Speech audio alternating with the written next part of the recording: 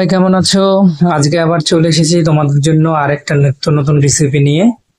আজকে রান্না করব মুসুরির ডাল দিয়ে সবজি দিয়ে, মিক্স সবজি দিয়ে একটি রান্না। খেতে এতটা সুস্বাদু হবে তোমরা কল্পনাও করতে পারবে না। বাড়ির মধ্যে যদি কোনো কিছু রান্না করার না থাকে এই রেসিপিটা করতে পারবে। প্রথমে ছোট ছোট করে আলু কেটে নিয়েছি, বেগুন নিয়েছি, আর মসুর ডাল একটু ভিজিয়ে রেখেছিলাম পরিষ্কার করে ধুয়ে।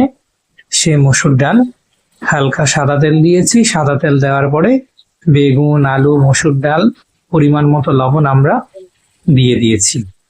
আজকে রান্নাটা করবো একদম সিম্পল মশলাই, অন্য কোনো ধরনের মশলা দেব না। এরপরে হালকা তেলের মধ্যে দিয়ে যখন একটু নরমাল হয়ে এসছে তখনই আমরা এখানে জলটা দিয়ে দিয়েছি এবং সামান্য হলুদ গুঁড়ো, লঙ্কা গুঁড়ো এবং সামান্য ধনিয়া গুঁড়ো দিয়ে দিয়েছি পরিমাণ মতো।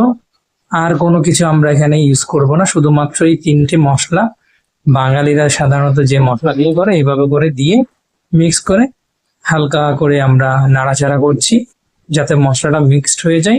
এখন আমরা এটাকে সিদ্ধ করে নেব এবং এখানে আমরা একটা শাক অ্যাড করেছি, তোমরা অনেকে ছিল মিষ্টি কুমড়া শাক। মিষ্টি কুমড়া শাকটাকে আমরা ধুয়ে রেখেছিলাম, এখানে জল দিয়ে দেওয়ার পরে তখন আমরা মিষ্টি কুমড়া শাকটাকেও অ্যাড করে দিলাম। এই রেসিপি যে একবার খাবে সে বুঝতে পারবে যে ঘরোয়া রান্নার কি পরিমাণ স্বাদ হয়, রান্নাটা খেতে কত মজা হয়। তো এখন আমরা কি করলাম, আর একটা কড়াইতে একটু সাদা তেল দিয়ে দিলাম এবং সেখানে আমরা কিছু রসুন দিয়ে দেব। রসুন দিয়ে উল্কাটা আমরা নাড়তে থাকবো। দেখছো এখানে অলরেডি আমাদের সেদ্ধ হয়ে গেছে, তরকারিটা রেডি হয়ে গেছে। তো ওই কড়াইয়ের মধ্যে এখন রসুন দিয়ে দিলাম। রসুনটা দিয়ে দিয়ে রসুনটা আমরা হালকা নাড়তে থাকবো। রসুনটা যখন তোমার বাদামি রঙের হয়ে যাবে তখন আমরা ওখানে আমাদের যে তরকারিটা আমরা রেডি করেছি ওটা দেবো। এই মুসুরের ডাল দিয়ে, শাক দিয়ে, সবজি সহ একটা পুষ্টিকর খাবার। অনেকে তো বিরিয়ানিটা ওরকম ভাবে খাই, দেখা যায় বিরিয়ানি পুষ্টিকর খাবার, মাছ, এই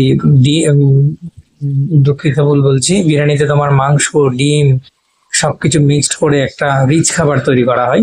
ঠিক সবজিতেও তুমি এভাবে রিচ খাবার তৈরি করে নিতে পারো, শাক, মসুরির ডাল, বিভিন্ন ধরনের সবজি। আমরা সবজি এখানে ইউজ করেছি খুব কম, 3 পদের সবজি দিয়েছি, আলু দিয়েছি, বেগুন দিয়েছি, আর তোমার মসুর ডাল দিয়েছি আর শাক দিয়েছি।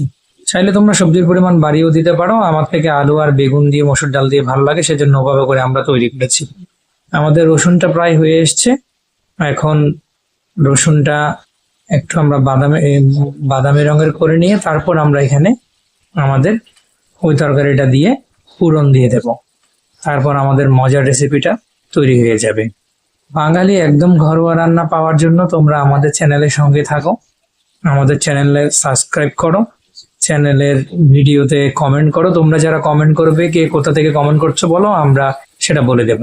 তরকারিটা আমরা এবার ওখানে দিয়ে দিলাম, দিয়ে দেওয়ার পরে ফোড়নটা দিয়ে দেওয়া হলো। এখন তরকারিটা আমরা হালকা আছে কিছুক্ষণ করেই আমাদের তরকারিটা রেডি হয়ে যাবে। দেখো বন্ধুরা, তরকারিটা দেখতে কি দারুণ লাগছে, একদম জিভে জল এসে যাচ্ছে। একদম ঘরোয়া রান্না, একদম শর্টকাট। এভাবে করেই তোমরা কিন্তু বাড়ির মধ্যে তেমন কিছু না থাকলে হালকা সবজি দিয়ে, মুসুরির ডাল দিয়ে মজার রেসিপিটা তৈরি করে নিতে পারো। এরকম নিত্য নতুন রেসিপিতে আমাদের সঙ্গেই থাকো, সাথেই থাকো।